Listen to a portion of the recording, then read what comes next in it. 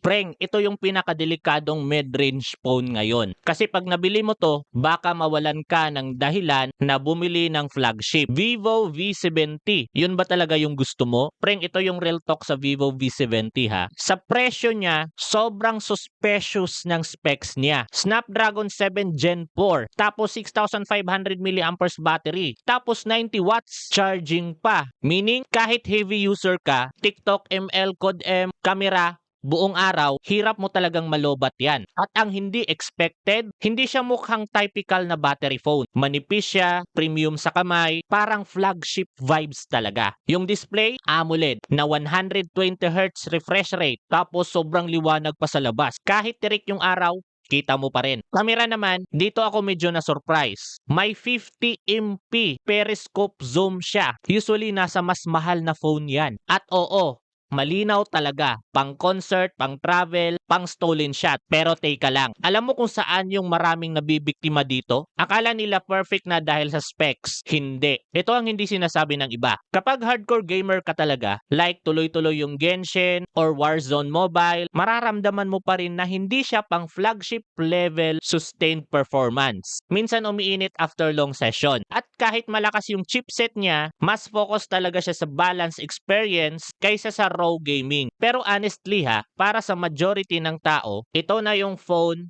na safe bilhin. Malakas yung battery, maganda yung camera, premium yung design, matagal ang software support, at hindi mukhang cheap. Kaya gets ko kung bakit hype na hype to ngayon. Kaya kung balak mong bumili ng phone this year, at ayaw mo magsisi after 6 months, follow mo ako, Preng. Kasi marami pa tayong i-real talk na phone na hindi honest review ng karamihan. Pero again, Preng, kung nagbabalak ka na bumili ng phone online, pero nag-aalala ka kung saan makakabili, go check to my profile, check my bio, nandyan na nalistahan ng mga smartphone and tablet na pwede mong bilhan. Lahat yan ay authorized, legit, and official store. And Preng, baka may sale pa sila, baka may pa freebies, discount, or baka may pa free shipping. And mga Preng, hindi lang smartphone and tablet ang makikita mo dyan. May mga top-rated smartphone accessories din dyan na pwede mong bilhin at magamit in the future or sa araw-araw mo. Check na my profile and check my bio. So kita-kits sa susunod na video. Follow for more.